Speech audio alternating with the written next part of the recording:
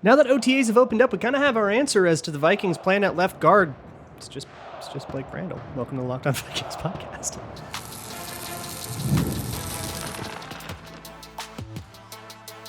You are Locked On Vikings, your daily Minnesota Vikings podcast, part of the Locked On Podcast Network, your team every day.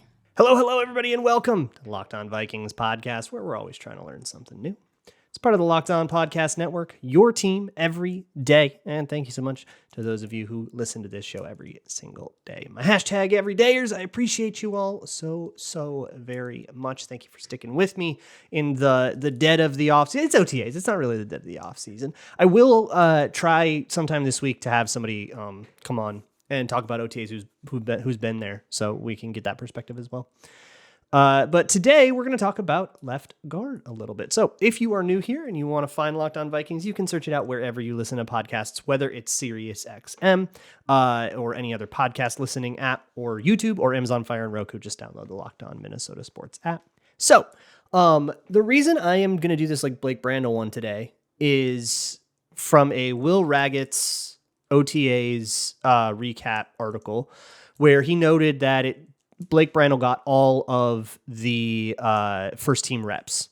No competition, seems to be just like the outright starter, which is an interesting choice.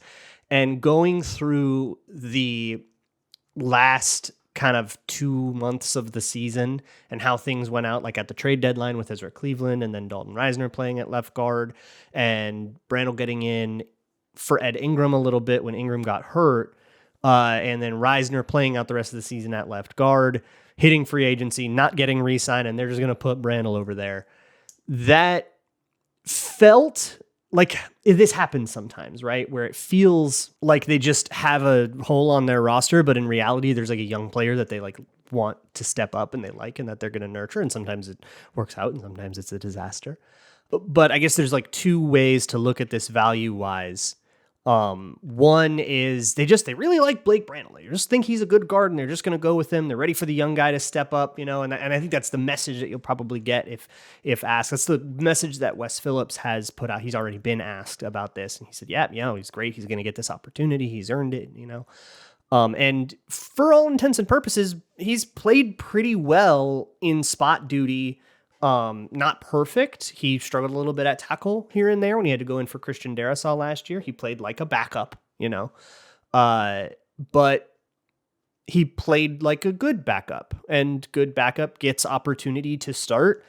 That's fairly standard procedure, So here's what we're going to do today. We'll go over the kind of value proposition of all this and expectations and kind of try to lay out what we think Blake Brandel will be as the starting left guard, assuming that they don't just like bring somebody else in. Although you could go in through OTAs, and even though this isn't really an evaluative period, if he's just not, coming up at the same speed that you want him at, there is always a world where OTAs end and you go, let's bring back Risner. You can do that. But it seems like he's just the guy, at least according to the way that Raggett's put it. And if there's like no competition between him and Dan Feeney or anything like that, that's probably just what's happening, and they just won't get a guard. So we'll talk about the value of that. Well, I want to do a little evaluation of Blake Brandel in terms of the 3 games he played last year, which was against Vegas, and then the last 2 against the Packers and Lions. And get a little bit deeper into who he is as a guard, not necessarily as a tackle, or those 3 games where he played right guard. Watch through those. I have some thoughts. And then it is still the summer/late spring. That means it's the Everyman series. And we're going to do Dan Feeney, the guy that kind of is pushed to the bottom of the roster, maybe even is fighting for a roster spot with a 7th round rookie. So we'll talk about Dan Feeney's Everyman series entry as well. So here's there's 2 ways you can look at it, right? You can look at it as they just really like Brandel, and we'll see if their evaluation is correct, right? And if Brandel goes out and he sucks, then you go, oh, okay, well, they were just wrong, right? They thought he would be a good guard and they were wrong about it. Or you can say, well, they tried to cheap out, right? Yeah, they got bad guard play, but they paid for bad guard play. And theoretically it was worth it because they got better play at a more important position that they paid more for or whatever, right? Because they saved the extra $500,000 that it would have taken to sign Justin Jefferson or whatever, right? Like you can do that value argument if you want. But here's the thing.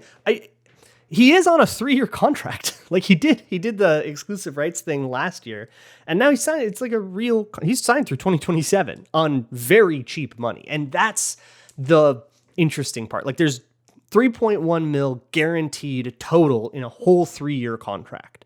So it's extraordinarily cuttable next year if you don't like it. So this is, to me, backup depth money in terms like a cap hit of like, I think it's under $2 million. It might be exactly $2 million. His cap hit for 2024 is right next to David Quessenberry's. Like this is absolutely backup money. Now, what is interesting about it is in March next year, about half of his salary will vest and become guaranteed. So he will have a little bit of guaranteed going into the season, but there is this like window for the Vikings to cut him if they don't like him. So it's this very provisional thing. Here you are, you're going to be our, it seemed like compete for guard, but maybe you'll just play guard. You'll get an opportunity to be the guard. We'll put it that way. And if you win it and you're still on the roster come March 15th, you get you get a whole bunch of guaranteed money and you basically become uncuttable. Or I guess not like fully uncuttable, but you become unreasonable to cut. Like it's 1.65 million guarantees, and it turns the dead money into like too much, where it's like still technically feasible to cut him, but you'd save like $500K. So like probably wouldn't be worth it. And then in 2026, he'll have a cap hit of 4.1 mil, which will still by then will be like peanuts, right? Like this does not scale as much as the cap will scale. So he'll get cheaper and cheaper and cheaper. So perhaps you will have a problem with his contract. Or you just have a really good cheap guard for 3 years. I guess that's the vision. That's like the dream, right? So it seems like this situation is the Vikings saying to Blake Brandel, you are good enough to get an earnest shot to win this job outright. And here's the part I was wrong about. You're not going to have to beat anybody. So how do we feel about that? Like, is he that good? Right? Like, is this a Nick Easton situation where we secretly have this depth guy that actually we're really excited about as a starter? Or is it more of a Drew Samia situation where we have this guy that we're really excited about as a starter and oops, he's the problem with the offense? That to answer that, you have to do a lot of projecting, right? It also doesn't hurt that he's got a lot of tackle experience, right? Played tackle in college and for the first couple of years of the pros and all that. So if you end up with a lot of injury issues, you can slide him over. And maybe if you're you feel you're a little deeper on the interior than you are on the outside. Like if you look at the way the roster is constructed at tackle right now after Darisaw and O'Neal, the next two guys that aren't like futures or like undrafted dudes are Walter Rouse and David Quessenberry. Both of whom are, again, on deals that do not guarantee their roster presence. They do not guarantee that they make the team. Rouse as a fifth-round pick. Fifth-round picks get cut all the time. It happens. And Quessenberry, I mean, he's been cut before too, and he's also on like a 1-year kind of provisional deal. Not a lot of I don't think any guaranteed money. No, he has a $750,000 guaranteed. It all comes down to camp and how people play, right? There's obviously, nobody has a good enough hold on their job outside of the bona fide, like Grenard's guys that are making enough money. None of these people have an outright hold on their job where if they have a bad camp, the Vikings won't just like go hit the trade market or something like that. All that stuff can still very much happen, but he will have the God's honest chance to win it. And all he has to do is play status quo. And uphold the status quo, prove that the status quo is good enough rather than having to like force somebody into a surprise. That's the situation Dan Feeney's in. Dan Feeney's going to have to surprise someone if he wants to start. He's going to have to say like, no, I am good enough to win this job and I have to prove your plan is wrong. That is a much taller order where both those guys have relatively similar camps. You're going to give the job to Brandel because he did it against the ones. That's always the tough thing about like pole position. We'll talk more about Dan Feeney's situation, where he's at, where what got him here as well. But I'm not done talking about Brandel and his 2023 season, which we didn't get a ton from, but we got enough to learn. So we'll do that next. Today's episode of Locked On Vikings is brought to you by Yahoo Finance. I hope you have something going on, some kind of investment of your finances, whether it's like a 401k through your job, some kind of retirement thing, maybe even like a mutual fund or something even more manual than that. But whatever it is, Yahoo Finance can help you get everything organized. They're the number one finance destination, producing a holistic look at the financial news cycle and all of the information that can be really hard to parse with all of the letters and numbers running around. It can be difficult, with original editorial perspectives, analyst ratings, independent research, all these tools that can help you optimize what you are doing. You're probably doing something okay, but take it to the next level with Yahoo Finance. For comprehensive financial news and analysis, visit the brand behind every great investor, yahoofinance.com, the number one financial destination. yahoofinance.com. That's yahoofinance.com. Thanks again for listening to the Locked On Vikings podcast. When you're done here, and you are done with Locked On Timberwolves, because I know you're going to go listen to that, check out the Locked On Minnesota Sports YouTube page. There is a 24/7 live stream that plays constant Minnesota sports analysis from the Locked On network. You'll get this show, you'll get the Timberwolves there. You'd watch everything just over there, and you'll find it. That is the only thing of its kind on the internet. Nobody else is doing 24 hours of Minnesota sports content looping constantly online. It's the first of its kind thing. So go check it out at Locked On Minnesota Sports. Let's move on to the more technical part of the Locked On Vikings podcast here. So I've got some thoughts. I watched some Blake Brandel, thinking of him more as a starter and less as a backup. And to be honest, I had checked out of the O-line by that point in the season because we were like so deep in like which QB should be the starter that most of the content I did was really honed in on like Dobbs and Mullins and Jaren Hall and all that stuff. So watching Brandel was like, it was just so low on the list of interesting things to like make a Patreon video about or something like that, that it kind of escaped my consciousness. So it was interesting to go back and like really look at all the stuff that I missed. And to be honest, I see the vision. I see it. I get it.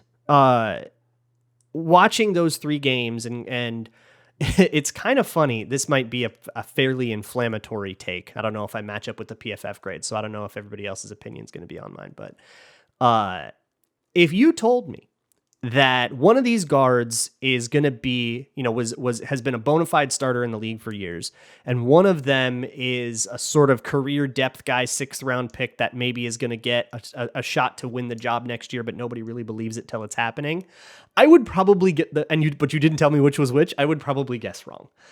Both of those guys endured, Reisner and Brandel endured their fair share of like really bad L's, but Reisner had more of them. And if the take is like, if we could bug the inside of TCO Performance Center and really listen to like Chris Cooper and and Kevin O'Connell and Wes Phillips all talking about this, and they're saying, we actually just think Brandel is better. He's cheaper too, and that's great, but we actually just think he's better than Reisner. If that is the take, I don't know if I can go there, just because Reisner has more of a career of experience, and that counts for a lot more. Having this guy's first year as a full-fledged starter comes with some risk, even though he had like 3 pretty good games. So I don't know if I can get there with them, but I see it. I get what they'd be talking about. That, I guess, is a super measured, hedged version of the take is as far as I'm willing to go. But there's like a lot to like when you flip on that tape. And I think the thing to like the most is how he drives. What you always want to see, especially on pushier run reps, like, counter reps, gap scheme stuff where you're down blocking and all you're trying to do is wash a guy away, versus zone where you're trying to like be nimble and overtake somebody, or something like duo, which is really fire up into a guy and you're really just getting on them like they're a blocking sled and pushing them. There are a few reps where Brandel takes his guy further than anybody else takes their guy. And that's both good and bad in cases. It's good because it's as an evaluation, as doing what we're trying to do right now, which is project. It shows, oh, wow, he's got the juice, right? He's got power. And he can get that leverage, get his hands in a good place, drive his feet well, and move a guy. But it gets him in trouble sometimes. When you're driving someone and you start to get a little momentum on them, like you really start to get up under them and you're moving them, your feet will naturally just want to narrow. It's not natural to walk with wide feet. And when you stop feeling that resistance because you've gotten somebody to move, this happened a ton in the Raiders game, by the way, against like Bilal Nichols, or sometimes he would end up he got like 1 rep against Tillery that whole game or something like that. So not really Tillery, but it was a lot of Bilal Nichols. It was a lot of 95. I don't remember who 95 is on the Raiders, but those 2 guys. he would be able to get up under them and really wash them out of the play impressively. I mean, just like move this guy over to the other hash mark and like totally out of the play. And it's this really dominant looking rep. But when your feet narrow because you don't feel like you're driving a sled anymore, you just feel like you're walking and carrying something, and your feet will narrow on you if you try to do that too much. If you try to get going too fast, right? Like try to run fast with your feet wide, you look like a duck running around, right? Your feet will naturally start going one under the other and narrowing, and then you'll lose your power and you'll lose your balance. And if I had to generalize one critique about Blake Brandel that has prevented him from getting to this spot before this and just being a starter the whole time and being a first round pick and all that, it's that he will let his base kind of dissolve as the play goes on. And that's a really generalized thing that comes up in a couple of contexts, but that's one of them where you start driving so much that you're no longer rooted with your feet really, solidly in the ground. And that's why you don't see O'Neal and Darasaw and Bradbury and these more experienced players or just better players in terms of Darasaw. That's why you don't see those guys necessarily, and Breisner too, like driving those guys and like walking them out like it's that one scene from The Blind Side. Because they don't have to do that. And they know they don't have to do that on that run rep. You just got to seal your guy off till the running back gets by him. You don't have to go and do all that extra stuff. It's great, like to set the tone and for the emotional weight of it, but you don't have to do that. Keep your base and make it so they can't get past you. And you've won the rep. You've done what the play needs you to do and trust your running back to do stuff. That kind of extra greedy stuff. It's not unlike a critique I've had of Ed Ingram, where he was always trying to like push a guy down and finish him with his hands. And you would kind of abandon some of your technique and your leverage trying to like dominate too much. I guess that's the way to do it. Like it's okay. Once you've gotten him and you've sealed him off and you've won the rep and you've got control of him, at this point, if neither of you move, the rep goes to the offense. So just like play it a little more responsible and you'll win more reps. But what would happen, this happened a couple times with Bilal Nichols, he would lose that. He would get his feet off of him and then his base would, narrow like that. He would lose his leverage. And then suddenly it was really easy for Bilal Nichols to just discard his upper half because it had no support from his lower half. You just knock him over. And he would just he would get like shed really, and it would be this really ugly looking loss. You don't need to incur those ugly looking losses just for what is essentially a moral victory at the end of a play and good finish. Like finish can be a stalemate. It's okay. So that's something. This kind of happens a little bit in the run game as well, or in the pass game as well, except it's not rooted in this like kind of greedy play style. It's he will in the interest of recovery, right, which you'll have to do sometimes as an O-lineman because a pressure just puts a guy in a gap that you weren't really supposed to be responsible for, but you just have to adapt to the changing circumstance. Like this happens all the time. And in the interest of recovery, he's just a little bit too willing to lose his feet. You want your feet and your hips and your shoulders all to be square. And this is actually kind of controversial among O-line coaches. Some O-line coaches will super disagree with this, which is fine. But I think older wisdom is that you want to kind of turn your shoulders and block on the angle so that everybody kind of fans out into this beautiful little pocket. And if you're the guard, that means you'd be like on a 45-degree angle with the quarterback behind you. What that does, though, is the gaps still kind of exist in terms of the D-line's perspective. They still kind of exist straight on, like relative to how you lined up. And still kind of perpendicular to the actual line of scrimmage, to the hash marks and stuff. So if you turn your shoulders, guys can get behind you. And you open up a space behind you, it gets a little bit harder to get, like you open up a space in front of you and it becomes hard not to hold and all that. Like it's a lot of bad stuff can happen. And I think the Vikings do teach it the older way. And that's just something that I fall on the other side of that argument personally.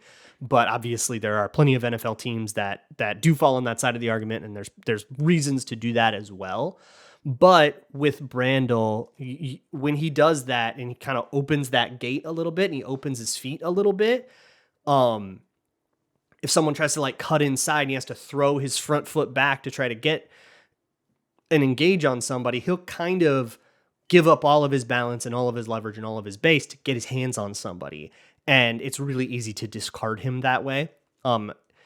That said, there is a mobility and a flexibility to that that's really good for stuff like picking up stunts, or dealing with blitzes, dealing with like linebackers, picking up kind of surprise things. So there's this adaptability to his game that I really, really like. I could go on about this forever. I'm not going to, because I do still want to get to the Dan Feeney thing. But I guess overall, I spent more time probably talking about the critique than I did about the stuff I like, but there's more stuff I like than stuff I would critique in terms of his play. And this is also the first pro player I've like really spent time watching since the draft, so I'm really used to college tape, so I might be a little bit overly impressed with anybody that's just at a pro level. But I see the vision, and I see at least, okay, that's at least good enough for me to get on board with, let's give this guy a shot. But I don't know if the leash should be super long. I don't know if this guy just gets the job and you get the whole season to try out. I think you get camp to try out. And if he does struggle in the preseason and in camp, I think like a cut down day trade or something like that for a real, more experienced and more proven left guard should still be something you hold in your back pocket. Speaking of guys with more experience, Dan Feeney's in the building. He kind of is just a backup and maybe is fighting for his place on the roster more than he's fighting for a starting job. So next up, let's talk about how we got there.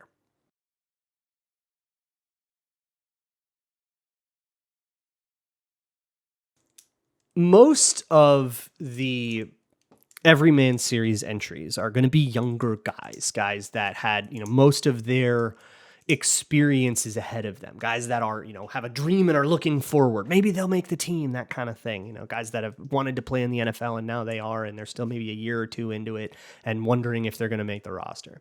Dan Feeney might be wondering if he's going to make the roster, but when you look at what they wrote about for him in his high school in Illinois, or when he was at Indiana,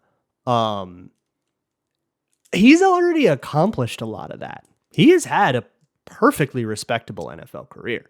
He is going into year 8. A lot of old linemen don't make it that far.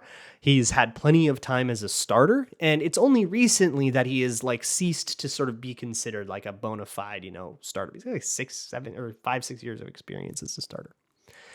So it's fun to kind of look back at how you got there and what he would say when he was like a bright-eyed high school senior being interviewed by the, Indiana University student paper as this new recruit, right? But it's interesting. There's this coach that he was his high school coach that has had 2 players go to the NFL.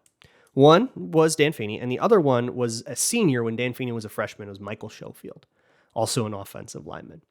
And Michael Schofield was kind of like, you walk onto that field as a 9th grader, and he was the 12th grade stud at the position, right? Like he was the big honcho guy getting offers and going through the whole process and doing his thing, going to the NFL. And Dan Feeney looked at that and went, I want it. I want that. I want to do it. And it's kind of funny. There's actually depending on when you talked to him, that was a quote that came after he got drafted. But if you talk to him as a senior at Indiana, he goes, I didn't really think about it till I got an offer, till, I went to a random camp with Indiana University and they said I liked you. And he was way more humble about it. Most of what you'll find when you go back and try to read about what people wrote, about an offensive lineman draft prospect in the 2017 draft is really samey. I don't know if anyone gets stereotyped more than offensive linemen outside of wide receivers. It's all that they are, corn-fed, nose to the ground, especially these guys. He goes to Indiana, right? Anybody in the Big Ten. It's one article described him as a steak and potatoes lineman, which was a reference to how he cooks for a friend sometimes at Indiana. But it's very much the same narrative that you can even hear now about that you can hear coming out of Minnesota now about Walter Rouse and Michael Jurgens. Oh, wow. They're so, mature and professional, and they're so, humble and quiet, and all they do is do the work. And it's perfect offensive lineman mentality. And that's really all of the personality profiles that that's what you'll get. But I really love this idea of this guy kind of showing up to a high school football field, seeing an NFL prospect and saying, okay, I want to do that too. And then like accomplishing it, doing it, getting an offer from Indiana University, actually playing as a true freshman right away. I think he played 12 games his first season, and taking on that sort of strongman, stalwart lineman that's just like a fixture in the program forever and ever, and dreaming, because it's Indiana, dreaming of a bowl game. They didn't exactly have championship aspirations for a lot of those years. Just if we can get into a bowl game, we're really happy. And dreaming of that, and actually I think they did get it in his final year there. And mostly being healthy, which is kind of funny because coming out of the draft, that was not the narrative about him at all. He had one foot injury that knocked him out for, I think, his second year, and then a couple of concussions. But those concussions were like really concerning and recent enough to actually sink his draft stock. So he didn't get, like, he maybe would have been, as a prospect, he maybe would have been a first rounder if it weren't for that like small medical issue. He ends up a third rounder, taking hilariously a pick behind Pat Elflein, one pick after Pat Elflein. Goes to the Los Angeles Chargers, who had also picked Forrest Lamp that year. So you had these two guys coming in. And eventually in Los Angeles, who do they sign but an elder Michael Schofield, his guy. So there's this really funny anecdote from that signing about that old coach who's, Illinois, like deep Bears country, showing up to bars in his Chargers jersey, and people going, "What's up with that?" And he's like, "Well, I coached this kid." But now he can actually wear a Bears Dan Feeney jersey because that's where he ended up. But it was a journey for that, right? So he played out his rookie contract with Los Angeles and did not get a second contract. Things went wrong. Injuries happen. It happens, right? Ends up doing a couple of years with the Jets, and then ends up putting in. He did like a 1-year deal with the Jets, and then another 1-year deal with the Jets, and right there, that's 6 seasons in the NFL. After the Jets decide not to re-sign him, he gets signed with Miami. But at the end of 2023, Miami trades him at cutdown day to the Chicago Bears, and he actually ends up playing for the Chicago Bears. But it's interesting how that stock from, at this point, 7 years ago, kind of wanes. And you go from a guy that, man, this could have been a first round pick were it not for this, short-term issue, to, okay, but he's the starter, I guess. He did start by like October of his first year, and he started for, I think, his entire rookie contract. And then he doesn't get a second contract. So he gets into, like, I guess you would like kind of how like a DJ Wanham was, like a Stephen Weatherly. I always think of it as these edge rushers that play out their rookie contract and then go, right? And okay, well, maybe he's like a second tier player, but it'll probably be he was a prize of free agency, or maybe an efficient free agent signing, you would have maybe said if you were a Jets fan back then. And then he plays a couple years there, and somehow he goes from that status to like, he's like a decent depth guy. Maybe we'll re-sign him for a year, but maybe not a second time. Maybe we'll re-sign him once, but not a second time. And then he goes to Miami, where he functionally doesn't even make the team. He gets traded for like a 6th, right? That's a cut down day. We're going to cut this guy, but maybe somebody will give us a draft pick for him. And the Bears did. But he played for the Bears. He was, actually getting in the game again. And now he's here looking to maybe revitalize his career. But like, he's 30 years old. At this point, it's how much do you have left in the tank once you hit 30, right? You got what 2-3 more years of quality play in you, if that. So even if Dan Feeney gets cut, and let's say that's it for him, he doesn't get another call and he ends up retiring, that's a good run, man. Like, there's a lot to be proud of there. And one of the things that this series always gives me perspective for is you think of a guy like Dan Feeney, who is not, he is not like the superstar Studley guy. You ask a random, football follower who knows Dan Feeney what they think of him. They'll probably, at best, they'll be like, but that is so understated for what a gargantuan accomplishment it is to have played 7 seasons in the NFL, to have achieved that dream that all these bright-eyed young kids are looking at coming into rookie minicamp and now into OTAs if they made the 90. And to have somebody who did it, who got drafted in the 3rd round, got to play that whole contract, got a second contract, actually got to make a little bit of money, and is now on his 5th team and is now in kind of his journeyman days and like went through the whole journey, who is now closer to figuring out what he's going to do next than trying to figure out, okay, what do I do at the combine, right? Like way further away from that whole process, to kind of be seen as like, yeah, that was mid. It gives me this like sense of perspective about that makes me realize that that's kind of insane that we do that we look at this gargantuan accomplishment of a guy dedicating his entire life to playing football and then actually doing it, unlike the 99% of people that had his exact same dream and ended up not making it for one reason or another, are like, that's something to marvel at and something to at least appreciate in the time now. So now he enters this mode where, assuming he isn't actually the true competition for Blake Brandel, and in OTAs he's not getting any first team reps, so it kind of seems like he isn't.